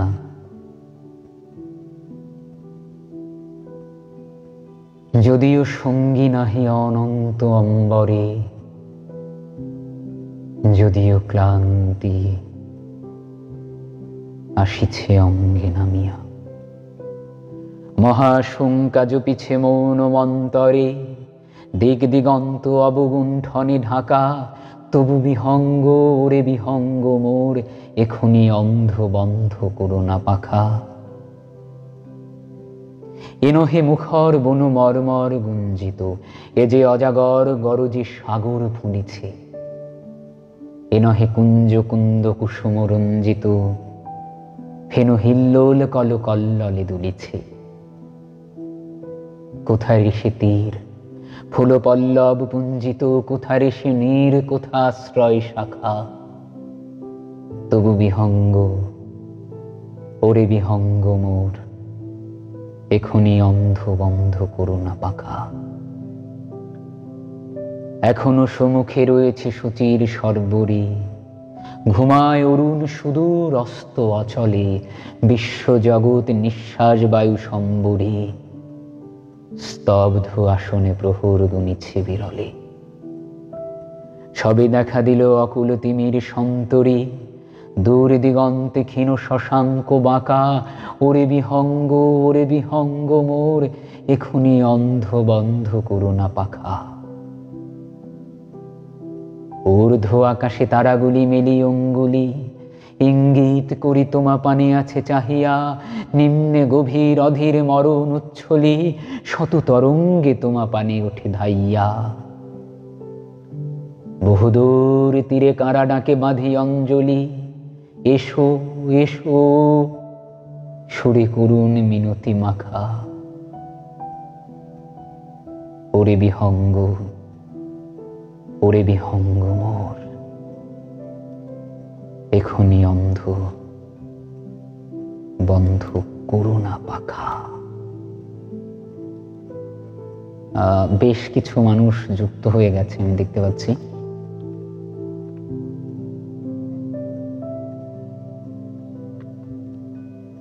কিন্তু কেউ কোনো মতামত জানাচ্ছে না।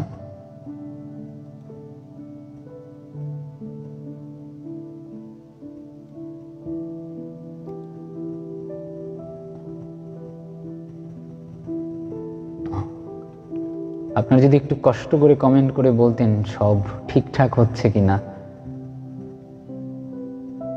কেউ কোনো কমেন্ট করছে না, তবে অনেকেই নতুন করে ঢুকেছেন, তাদেরকে ধন্যবাদ। আর আমিও মাত্রই শেয়ার করতে পেরেছি, এতক্ষণ শেয়ারটা করতে পারিনি, কোনো একটা সমস্যা হচ্ছিল হয়তো, যার দরুন পারিনি।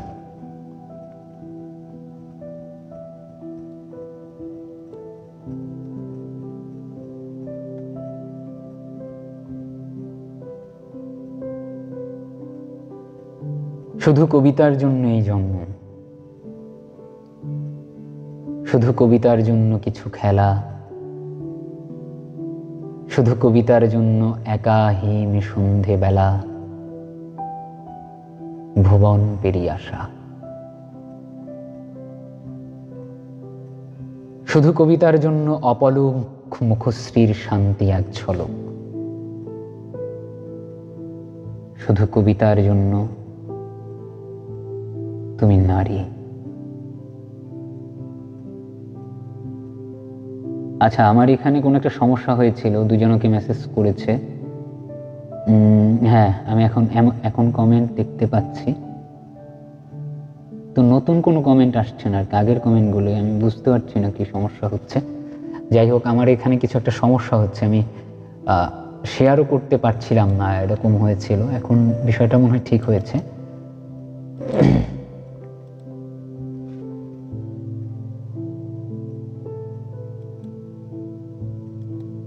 আমি আসলে কিছুই দেখতে পাচ্ছিলাম না, অন্ধের মতো এটা আসলে চালিয়ে যাচ্ছিলাম। কোনো একটা সমস্যা তো হয়েছিল অবশ্যই, সেটা হয়তো আমি বুঝতে পারিনি কি হয়েছে।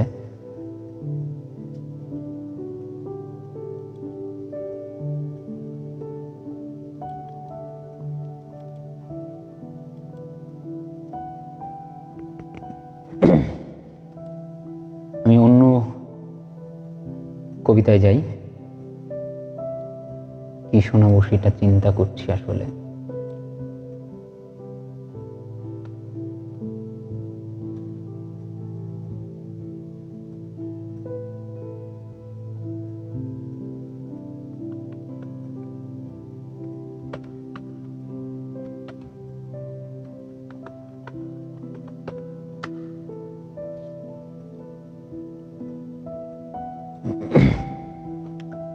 এখন খুব বিখ্যাত একটা কবিতা পড়ব,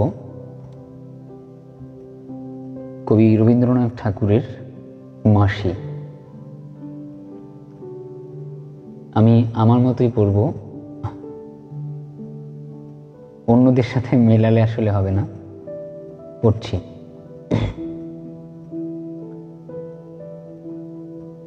কিনু গলার গলি, দোতলা বাড়ির লোহার গড়া দিদ একতলা ঘর, পথের ধারে লোনা ধরা দেয়ালেতে মাঝে মাঝে ধসে গেছে বালি, মাঝে মাঝে শ্যাতা পড়া দাগ। মার্কিন থানের মার্কা একখানা ছবি, সিদ্ধিদাতা গণেশের, দরজার পরে আটা। আমি ছাড়া ঘরে থাকে আরেকটা জীব, এক ভাড়াতেই, সেটা টিকটিকি। তফাৎ আমার সঙ্গে এই শুধু, নেই তার অন্যের অভাব। বেতন 25 টাকা, সদাগরি আপিসের কনিষ্ঠ কেরানি, খেতে পাই দত্তদের বাড়ি ছেলেকে পড়িয়ে। শিয়ালদা স্টেশনে যাই, সন্ধেটা কাটিয়ে আসি, আলো জ্বালাবার দায় বাঁচে। ইঞ্জিনের ধস ধস, বাঁশির আওয়াজ, যাত্রীর ব্যস্ততা, কুলি হাঁকাহাঁকি। 10:30 বেজে যায়। তারপরে ঘরে এসে নিরালা, নিঝুম অন্ধকার। ধলেশ্বরী নদী তীরে পিসিদের গ্রাম, তার দেওরের মেয়ে। অভাগার সাথে তার বিবাহের ছিল ঠিকঠাক। লগ্ন শুভ, নিশ্চিত প্রমাণ পাওয়া গেল। সেই লগ্নে এসেছি পালিয়ে। মেয়েটা তো রক্ষে পেলে, আমি তথই বছর। ঘরেতে এলো না সে তো, মনে তার নিত্য আসা যাওয়া। পরনে ঢাকাই শাড়ি, কপালে সিঁদুর। বর্ষা ঘনঘোট, রামির খরচা বাড়ে, মাঝে মাঝে মাইনেও কাটা যায়। গলিটার কোণে কোণে জমে ওঠে, পচে ওঠে আমের খোসা ও আঠি, কাঁঠালের ভুতি, মাছের কানকা, মরা বেড়ালের ছানা, ছাই পাশারও কত কি যে। ছাতার অবস্থাখানা জরিমানা দেওয়া মাইনের মতো, বহু ছিদ্র তার।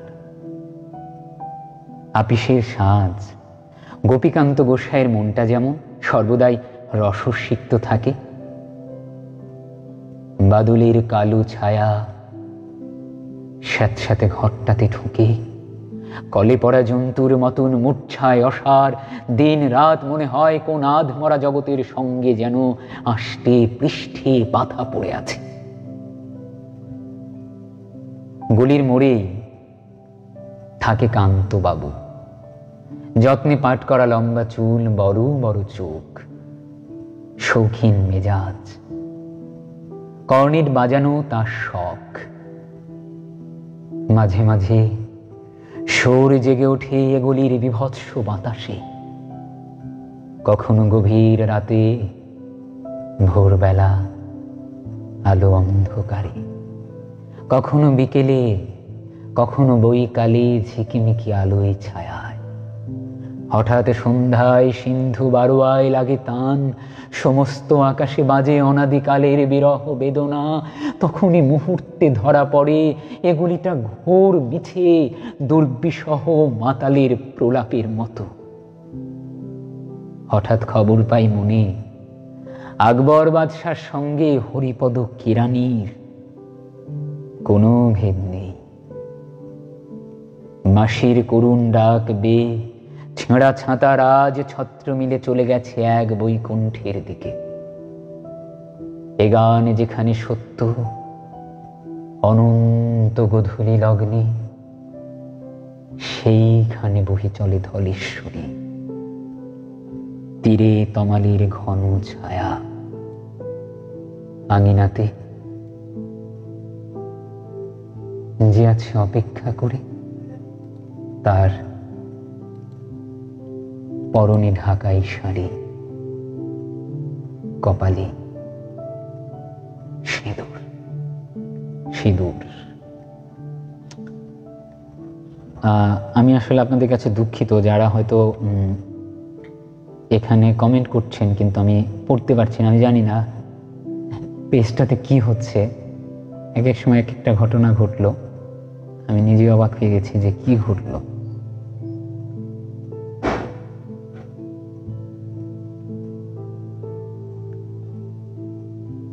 কারো কোনো কবিতার ইয়ে থাকলেও যে সেটা আমাকে জানাবেন, সেটাও আসলে সম্ভব হচ্ছে না, কারণ আমি দেখতে পাচ্ছি না। আমি দেখতে না পেলে তো আসলে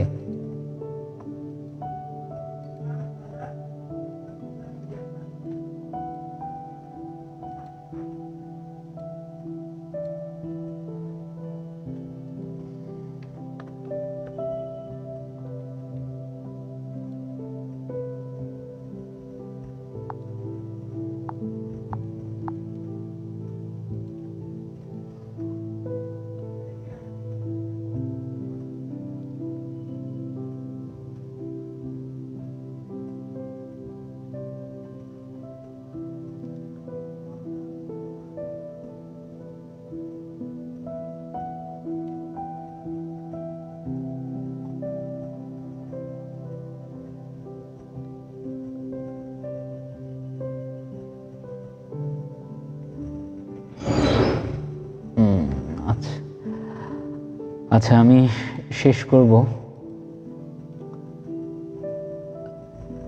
শেষে একটু প্রতিবাদী কিছু পড়ি, আমার সবসময়ের মতো পড়ে আজকের মতো শেষ করব। আর কমেন্ট পড়তে পারলাম না, এই জন্য আসলে যারা শুনলেন তাদের কাছে দুঃখ প্রকাশ করছি। আমি দেখছি এরপরেও যে কোনোভাবে ঠিক হয় কিনা। মনে হচ্ছে না ঠিক হবে, আমি জানি না, কমেন্টগুলো দেখতে পাচ্ছি না কেন। আচ্ছা, আমি অন্য জায়গায় হ্যাঁ, এখন অন্য জায়গায় অন করে আমি দেখতে পাচ্ছি। আপনার নেট প্রবলেম করছে মনে হয়। আচ্ছা, কবিতা কি ভালো শোনা যাচ্ছে? তাহলে তো নেট প্রবলেম হওয়ার কথা না, সম্ভবত অন্য কোনো ঘটনা। সবুজ ভাই শুনছে, ফাহিম শুনছে, ছোট ভাই রজতদা শুনছে ইন্ডিয়া থেকে। যারাই শুনলেন অসংখ্য ধন্যবাদ। আসলে আমার নেট মনে হয় সমস্যা করছে না, নেট সমস্যা করলে আসলে সাউন্ডে সমস্যা হতো। যেহেতু সাউন্ড ভালোভাবে শোনা যাচ্ছে, তার মানে নেট সমস্যা করছে না, আমার যত মনে হয়। যাই হোক,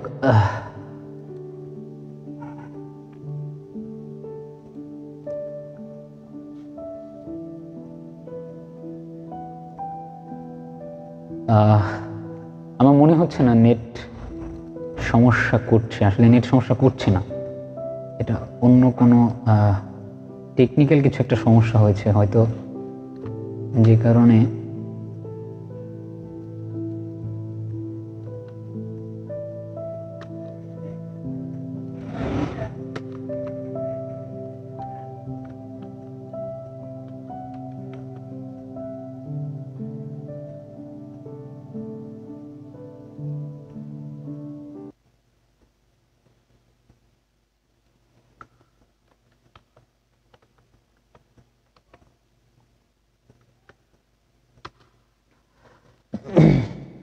অনেকেই শুনছেন, যারাই শুনছেন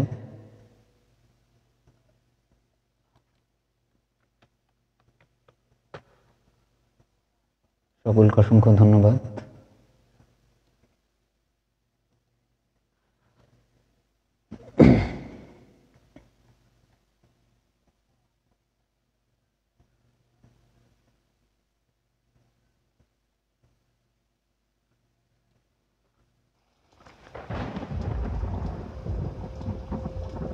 জীবন বীমা অফিসে লক আউট, এয়ারলাইনে লক আউট, চটকলে শ্রমিকদের ধর্মঘট, চা শ্রমিকদের ধর্মঘট, ঘেরাও মূল্য বৃদ্ধির প্রতিবাদ। আপনারা কি এখনো চোখ কান খোলা রেখেছেন? অনুভব করছেন সময় কোথায় কিভাবে পাগলা ঘন্টা বাজাচ্ছে? সর্ষের তেল 12 টাকা থেকে 20 টাকা কিলো, চিনি উধাও, লবণে বিষ, চালে আগুন, কেরোসিনে আগুন। অধ্যাপকরা 5 মাস মাইনে পান না। কয়লার খনি মজুরেরা, চটকলের মজুরেরা, কেউ অর্ধাহারে, কেউ অনাহারে। অনাহারে মৃত্যু সংবাদ এখন আর কোনো সংবাদই নয়। চাষিরা জানে 3 মাস পরে তাদের অনাহারে মরতে হবে। বেকারেরা জানে রাজনীতি করুক আর নাই করুক পুলিশ তাকে খুঁজে বের করবে। শ্রমিকেরা জানে ছাঁটাই আর লক আউটের চাঁতা কলে তাদের পিষে মারা হবে।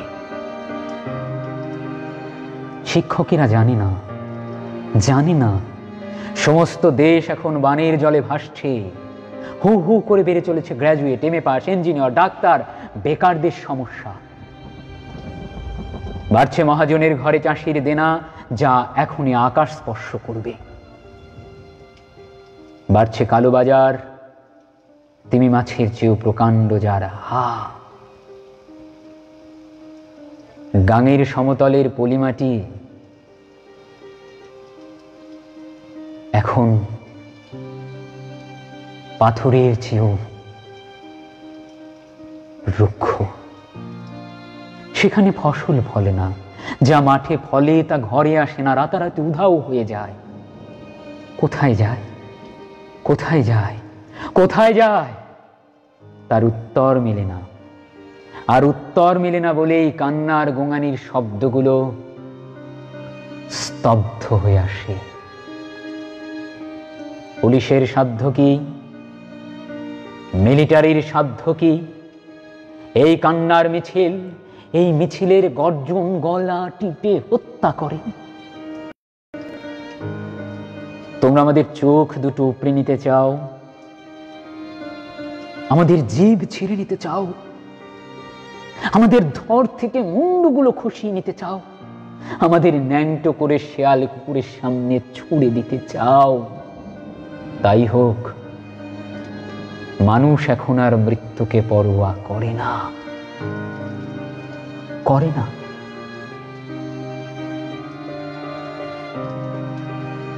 যদিও সন্ধ্যা আসিছে মন্দ মন্থরে, সব সঙ্গীত গেছে ইঙ্গিতে থামিয়া। যদিও সঙ্গী নাহি অনন্ত অম্বরে, যদিও ক্লান্তি আসিছে অঙ্গে নামিয়া। মহাশঙ্কা জপিছে মৌন মন্তরে, দিগ দিগন্ত অবগুণ্ঠনে ঢাকা। তবু বিহঙ্গ, ওরে বিহঙ্গ মোর, এখনি অন্ধ বন্ধ করুণা পাখা। যারা জনগণের ট্যাক্সের টাকায়, জনগণের করের টাকায় লুটের মহোৎসবে মেতেছে, যারা দুর্নীতির মহোৎসবে মেতেছে, কোনো একটা প্রজেক্ট আসলেই যারা লুটে পুটে চেটে পুটে খায়, যাদের আসলে জনগণের ট্যাক্সের টাকা তারা খাচ্ছে, এটা নিয়ে কোনো চিন্তা নেই, চিন্তা নেই। তাদের বিরুদ্ধে রুখে দাঁড়াবার এখনই সময়। যারা ধর্মের নামে হানাহানি করছে, নিজের ধর্মের শ্রেষ্ঠত্ব ঘোষণা করতে গিয়ে অন্য ধর্মকে তাচ্ছিল্য করছে, অন্য ধর্মের কারো উপর নিপীড়ন হলে যারা ছলে বলে কৌশলে সেটা সমর্থন জানাচ্ছে এবং যারা প্রতিবাদ করছে তাদের নিয়ে ট্রল করছে, অট্টহাসিতে মেতে উঠছে। অথচ 7 সমুদ্র ওপারে যখন তার ধর্মের মানুষ নির্যাতিত হয় তখন তারা প্রতিবাদ করে। এই দুমুখ শব্দের বিরুদ্ধে রুখে দাঁড়ানোর এখনই সময়। যারা জনগণের ট্যাক্সের টাকায় দুর্নীতি করছে, সন্ত্রাসী কর্মকাণ্ড করছে, তাদের বিরুদ্ধে রুখে দাঁড়ানোর এখনই সময়। এরা সবাই আমাদের শত্রু, যারা স্বাভাবিক জীবন যাপন করতে চায়। আর যাদের উপর নিপীড়ন হয় তারা বাংলাদেশে এক ধর্মের, তারা প্রতিবেশী দেশ ভারতে আরেক ধর্মের, তারা আমেরিকায় গেলে নিগ্রো হয়ে যাচ্ছে, তারা আরাকানে গেলে রোহিঙ্গা হয়ে যাচ্ছে, তাদের সকলের রক্ত লাল। রুখে দাঁড়াতে হবে, পাখা বন্ধ করা যাবে না। তাই মিছিলে মিলেছি, কেননা বুকের কলজের সাথে হাড় পাঁজরেরা মিছিলে গিয়েছে কবে একদিন জীবনের সন্ধানে। কেননা আমরা শান্তির নীর, হাসি আর গান, ভালোবাসা দিয়ে গড়তে চেয়েছি কর্মমুখর জীবনের মাঝখানে। কেননা দেশের যত ঘর বাড়ি, পথ ঘাট, মাঠ, খনি, নদী ও পাহাড় ফিরে পেতে চায় তাদের জন্মদাতা। কালপুরুষের হাত থেকে তাই জিজ্ঞাসা ছিঁড়ে এনে প্রত্যেক মুখে জবাব লিখেছি ঘোষণার অক্ষরে। এদেশ আমার, আমাদের মাটি। এদেশের যেখানে যত কিছু খাঁটি, আমাদের ভাই, আমাদের বোন, আমরাই যারা খাঁটি, আমাদেরই বুকে গড়েছি এবার শেষ যুদ্ধের ঘাঁটি। তাই গ্রামনগর, মাঠ পাথার, বন্দরে তৈরি হও, ঘরে ঘরে ডাক পাঠায় জোট বাঁধো, তৈরি হও, মাঠে কিষান, কলে মজুর, নওজোয়ান, জোট বাঁধো, তৈরি হও। তাই গ্রামনগর, মাঠ পাথার, বন্দরে তৈরি হও, ঘরে ঘরে ডাক পাঠায় জোট বাঁধো, তৈরি হও, মাঠে কিষান, কলে মজুর, নওজোয়ান, জোট বাঁধো। এই মিছিল সব পাড়ার, সব পাওয়ার, এই মিছিল হও শামিল, এই মিছিল হও শামিল। তৈরি হও, জোট বাঁধো।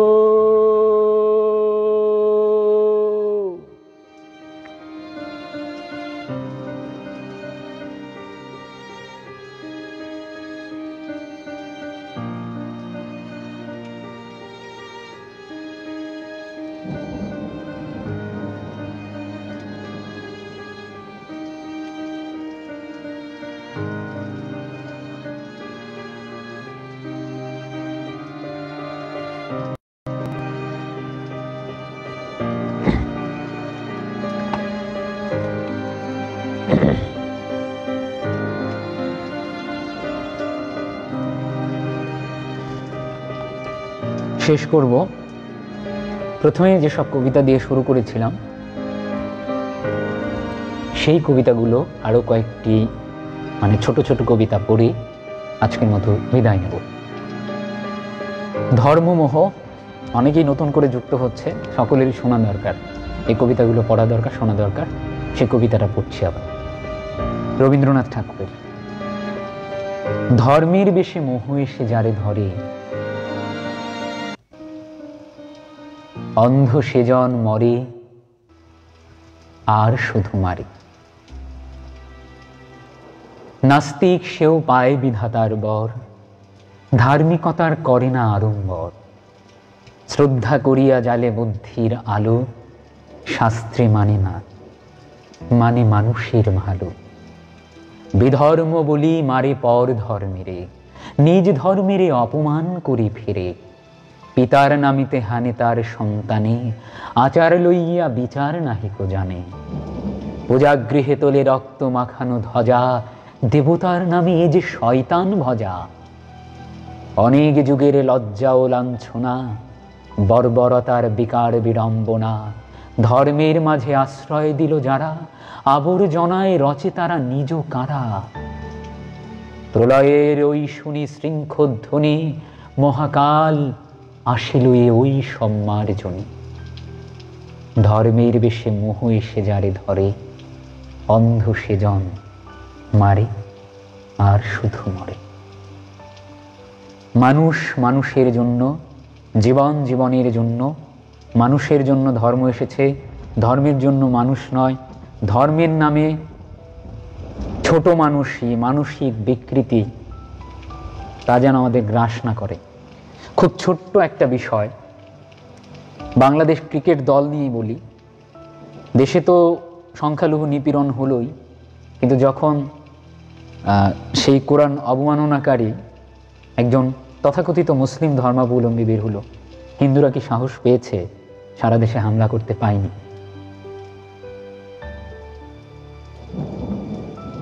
এর সবচেয়ে বড় কারণ ভয়, সংখ্যালঘু। তারা কি করবে? তাদের উপরই শেষ হয় না আসলে কখনোই। বাংলাদেশ ক্রিকেট দলের খেলা, দুজন ক্রিকেটার, সৌম্য সরকার, লিটন দাস, সনাতন ধর্মাবলম্বী। তো তারা বাজে পারফরমেন্স করছে, আমি নিজেও সমালোচনা করি খেলোয়াড় হিসেবে। এখন সেখানে যদি আমি দেখেছি শিক্ষিত শ্রেণীর কিছু মানুষ, আমার বয়সী কিছু মানুষ সমালোচনা করেছে সংখ্যালঘু কোটা বন্ধ করুন।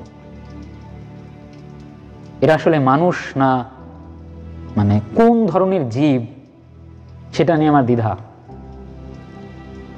আমি জানি না মুশফিকুর রহিম বাজে খেললে তারা বলেন কিনা যে মুসলিম কোটায় খেলছে, কিংবা মিঠুন যখন খারাপ খেলেছে সেটা বলেছে কিনা।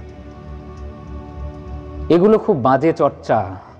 আসলে আমাদের সামগ্রিক যে সমাজের বাজে রূপ সেটাই প্রকাশ পায়। দেখেন ভারতে আবার কি হয়েছে, মোহাম্মদ সামি, সে মুসলমান ধর্মাবলম্বী, ইসলাম ধর্মাবলম্বী, তো তাকে আবার পাকিস্তানি বলা হচ্ছে, পাকিস্তানের সাথে হারা। তো পৃথিবীতে সংখ্যালঘু কি এটা আমি বুঝি না। ধর্মের নামে সংখ্যালঘু। আবার ধরেন কেউ যদি একটু স্পর্শকাতরতা থাকে যে মানুষগুলোর, তারাও কিন্তু সংখ্যালঘু। রিক্সাওয়ালাদের সংখ্যালঘু বলবেন? তাদের সংখ্যা কম। দরিদ্র মানুষ তারা কি? তারাও তো সংখ্যালঘু হয়ে যাচ্ছে দিনে দিনে। তো এই সংখ্যালঘু শব্দটা পৃথিবীতে উঠে যাওয়া উচিত। সারা পৃথিবীর মানুষের ধর্ম মানব ধর্ম হলেই বোধহয় সবচেয়ে ভালো হতো। ধর্মের শ্রেষ্ঠত্ব, আমি ধর্ম খারাপ বলছি না। ধর্ম বিশ্বাস যদি আপনাকে স্নিগ্ধ করে, মনোরম করে, ধর্মের ক্ষেত্রে যুক্তি খাটে না। যারা যুক্তি দিলে ধর্ম থাকবে না, যে যাই বলুক। যে যুক্তি দিয়ে যেসব ধার্মিকরা ধর্মকে ডিফেন্স করতে চায় সেটা ভুল। আপনি বলতে পারেন আমি বিশ্বাস করি, এটার কোনো যুক্তি নেই, তাহলে মানা যায়। এবং আপনি যদি স্নিগ্ধ হন, সৌম্য হন, শান্ত হন, মনোরম হন, আপনাকে দেখে মানুষ এমনিই প্রভাবিত হবে। ইসলাম ধর্মের যারা নবী ছিল, কিংবা বিভিন্ন ধর্মের যারা দেবতা ছিল, হিন্দু ধর্মের কিংবা বৌদ্ধ ছিল, তাদের দেখে মানুষ কেন প্রভাবিত হয়েছে? তাদের ব্যবহারে, আচারে। তারা শুধু এসে বলেছে আমার ধর্ম ভালো, কোরআনে এই লেখা আছে কিংবা গীতাতে এই লেখা আছে, মানুষ এভাবে পুস্তকেরটা পড়ে বিশ্বাস করেছে? না। তো আপনি যখন বলেন যে কিতাবে এটা নেই, মানুষ এটা করছে, মানুষ কিন্তু আপনার ব্যবহার দিয়ে কিতাব কিংবা ধর্মকে জাজ করবে। মানুষ তখনই ধর্মগুলো বিশ্বাস করেছে যখন যারা ধর্ম প্রচার করেছে তাদের বাহ্যিক ব্যবহার ভালো লেগেছে। আপনি ইসলাম ধর্মের কথাই বলেন,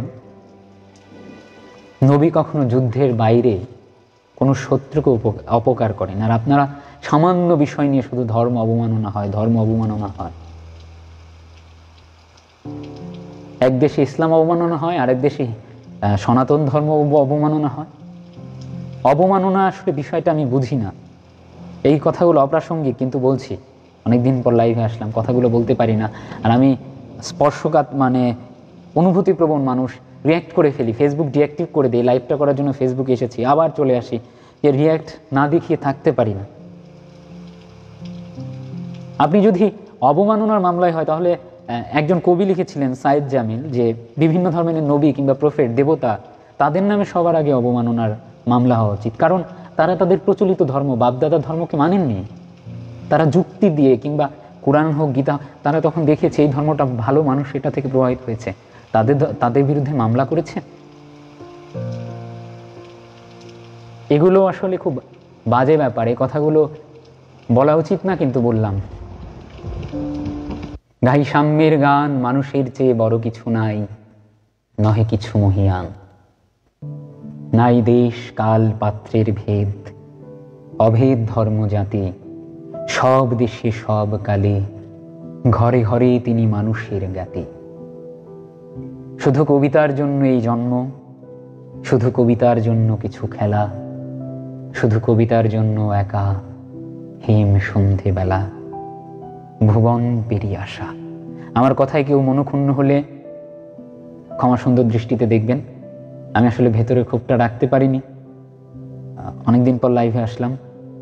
আসলে অনেক লাইভই করিনি, কিন্তু অনেক সময়ই অনেক লাইভের আমন্ত্রণ এমন জায়গা থেকে আসে যে সেটা করতে হয়। এবং আজকে লাইভটি করে ভালো লাগলো।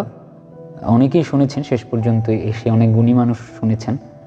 আর আমার যদি কোনো ভুল হয়, ভ্রান্তি হয়, সেগুলো ক্ষমা সুন্দর দৃষ্টিতে দেখবেন। মানুষকে ভালোবাসুন। কে কোন ধর্মের শ্রেষ্ঠত্ব এটা নিয়ে মনে হয় না থাকাই ভালো। মানুষের মৃত্যুতে, মানুষের দুঃখে, মানুষের রক্ত যেহেতু লাল সবার, সেই মানুষকে ভালোবাসবেন, সেই কামনা করি। আর আমাদের আজকের যে আয়োজক শৈশবের প্রতি কৃতজ্ঞতা আমাকে ডাকার জন্য। আর সবচেয়ে দুঃখের বিষয়, শৈশবের যে আয়োজক তমারয় দিদি, তিনি আসলে বারবার আমাকে ফোন করেছেন। কালকে হওয়ার কথা ছিল লাইভটি, বাংলাদেশের খেলার জন্য সেটি হয়নি।